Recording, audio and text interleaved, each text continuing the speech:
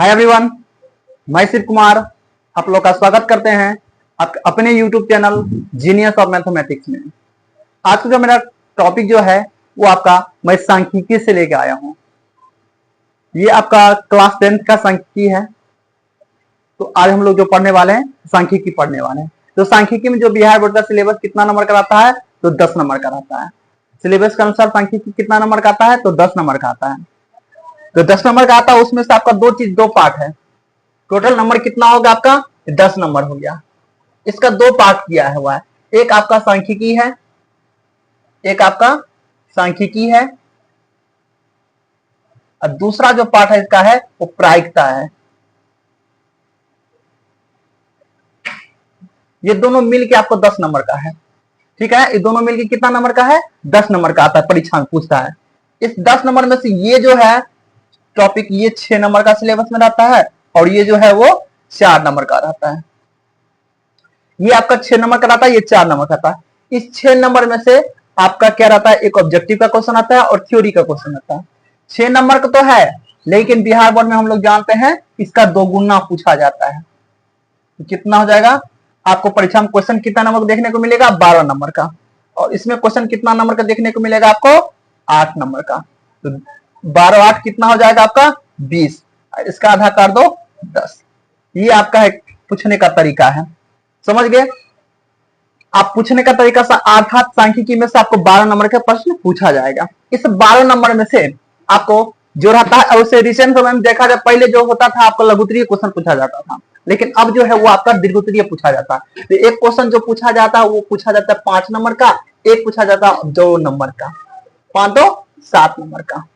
ये आता है आपका थ्योरी क्वेश्चन आता है 7 नंबर का। अब बाकी बचा 5 नंबर, तो 5 रहता है ऑब्जेक्टिव टाइप क्वेश्चन। ऑब्जेक्टिव का 5 नंबर का क्वेश्चन आता है ऑब्जेक्टिव का, 7 5 12, इसका आधा कर दो तो 6 नंबर का। इस तरह से हो गया, इसका सिलेबस हो गया जो कि आपको पूछा जाता है। अभी हम लोग सिलेबस समझ गए, क्वेश्चन समझ गए कितना पूछा जाएगा। क्वेश्चन आपको 2 पूछा जाएगा, एक दीर्घोत्तरीय का रहेगा 5 नंबर का, एक लघुत्तरीय रहेगा आपको 2 नंबर का। यदि दीर्घोत्तरीय ने पूछा तो आपको लघुत्तरीय में पूछ देगा क्वेश्चन। ठीक है, समझ गए, इसमें कोई दिक्कत नहीं। अब हम लोग पढ़ेंगे सांख्यिकी के बारे में। देखिए, ये तो सिलेबस बारे में जान लिया आप, सिलेबस क्या है नहीं है। तो सांख्यिकी जो है उसको हम लोग अध्ययन करेंगे, और मैं आपको गारंटी के साथ बोलता हूं अगर आप मेरे साथ जुड़े रहेंगे, ये आपका जो 10 नंबर है कहीं नहीं जाने वाला है, वो आपको 100% आने वाला है। आप अच्छा से मेरे साथ बने रहिए और देखिए, आपको मैं क्लास करवाने की कोशिश करता हूं बेहतर तरीके से। देखिए, सांख्यिकी को जो आपका आंकड़ा भी कहा जाता है, सांख्यिकी को आंकड़ा भी कहा जाता है। आपने 9th क्लास में पढ़ा होगा, 9th क्लास में आप पढ़ा होगा। तो सांख्यिकी आंकड़ा कितने प्रकार के होते हैं, तो आंकड़ा जो होता है 2 प्रकार के होते हैं। 9th में आप पढ़े होंगे आंकड़ा कितने प्रकार के होते हैं, 2 प्रकार के होते हैं। 2 प्रकार के होते हैं, कितने प्रकार के होते हैं 2 प्रकार के। नंबर 1 जो होता है वो होता है वर्गीकृत आंकड़ा, वर्गीकृत आंकड़ा। नंबर 2 जो होता है अवर्गीकृत आंकड़ा। ये आपका एक्सप्लेनेशन थ्योरी है, आप इसको समझ जाइएगा तो आपको दिक्कत नहीं होने वाला है। समझ गए, 2 आंकड़ा होता है, एक वर्गीकृत और एक अवर्गीकृत। 9th में हम लोग इसको पढ़ चुके हैं। इसमें हम 9th में जो पढ़े होंगे आंकड़ा का, उसमें क्या क्या पढ़े होंगे, हम दंडालेख पढ़े होंगे, आलेख पर कैसे प्रदर्शित किया जाता है। हमने आयत चित्र पढ़ा होगा 9th में, हमने बहुभुज पढ़ा होगा, आंकड़ों, ये तीनों चीज पढ़ा होगा कि आंकड़ों जो दिया रहता आंकड़ा उसको कैसे प्रदर्शित किया, किससे व्यक्त किया जाता है, ये पढ़ चुके हैं। इसके साथ साथ हम लोग क्या पढ़े होंगे, बेसिक में माध्य पढ़े होंगे, माध्यिका पढ़े होंगे यानी माध्यक पढ़े होंगे, और बहुलक पढ़े होंगे, ये भी पढ़े होंगे। ऐसा नहीं है कि हम लोग यही पढ़े होंगे 9th में, ये भी पढ़े होंगे, लेकिन ये आपका बेसिक अवर्गीकृत आंकड़ा के माध्यम से पढ़े होंगे। ये आपका दंडालेख आयतित बहुभुज कैसे प्रदर्शित किया जाता है ये भी पढ़े होंगे। ठीक है, ये तो पढ़ चुके होंगे तो 9th में।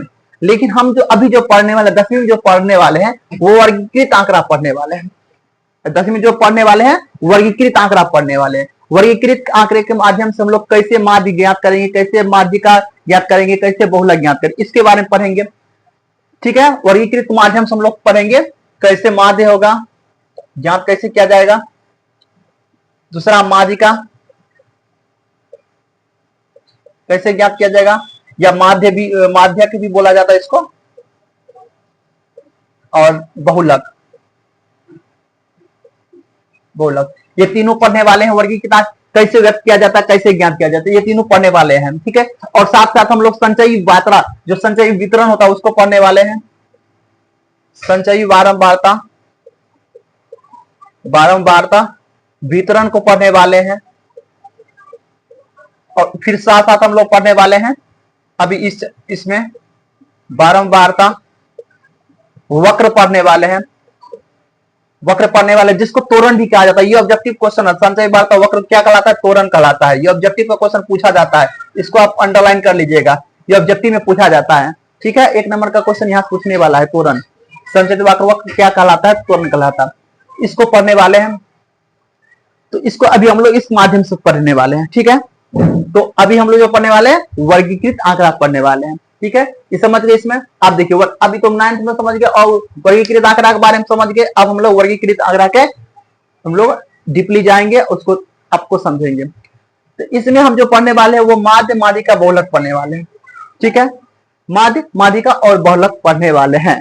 तो सबसे पहले हम लोग एक एक स्टेप बाय स्टेप पढ़ेंगे। जो पहला जो स्टेप मेरा होगा वो माध्य से रहेगा, फिर माध्यिका पढ़ेंगे, फिर बहुलक पढ़ेंगे, क्योंकि एक ही बार में तीनों पढ़ना पॉसिबल नहीं है। स्टेप बाय स्टेप पढ़ेंगे और उसमें से आपको मैं बेहतर तरीका से समझाने की कोशिश करने वाला हूं, इसीलिए आप हम लोग साथ बने रहिए और देखिए।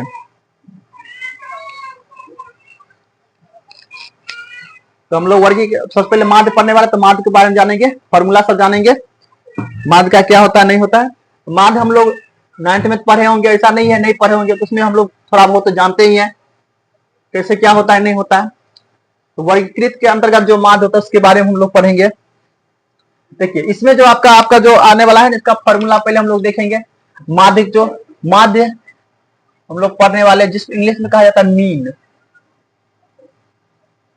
ये आपका मीन, इंग्लिश में माध्य का क्या हो गया, मीन होता है इंग्लिश। इसमें माध्य के बारे में हम लोग पढ़ेंगे, इसका जो फॉर्मूला होता है इसको पढ़ेंगे। माध्य का एक फॉर्मूला आपका होता है, सभी प्रेक्षणों का योगफल बट्टे सभी प्रेक्षणों की संख्या,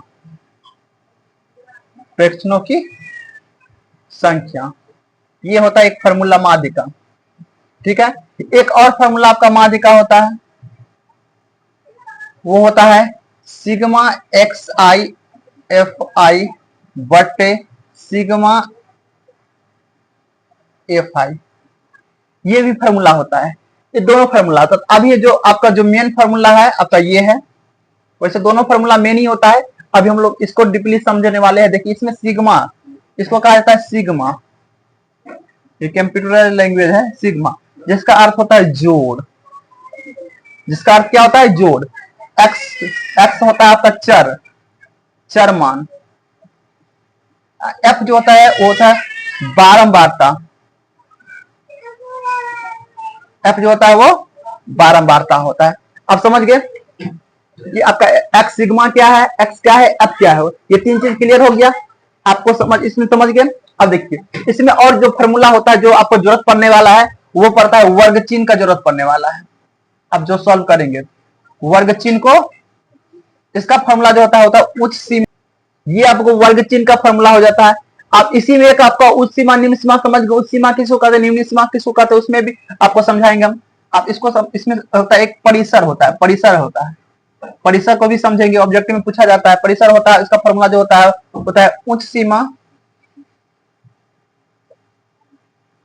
घटे निम्न सीमा, ये आपका परिसर का फॉर्मूला होता है। परिसर भी ऑब्जेक्टिव पूछा जाता है, आपको एक आंकड़ा दे देगा, उसमें बताएगा आपको परिसर ज्ञात करे, तो उस सीमा माइनस निम्न सीमा आपको फॉर्मूला पता होना चाहिए। अब देखिए, ये जो है वर्ग अंतराल है ना, आपको वर्गीकृत आंकड़ा पढ़े तो वर्गीकृत आंकड़ा वर्ग पे आधारित है। तो वर्ग जो होता है आपको दो संख्या, जैसे मान लीजिए 5, 15 दे दिया है, ये वर्ग हो गया। इसमें वर्ग चिन्ह आपको निकालना सीखेंगे। जो वर्ग चिन्ह होता है कि आपको ये इसमें उच्च और निम्न जानते होंगे, जो बड़ी संख्या होगी वो क्या होगी आपका उच्च सीमा, और जो छोटी अंक हो गया वो आपका हो गया निम्न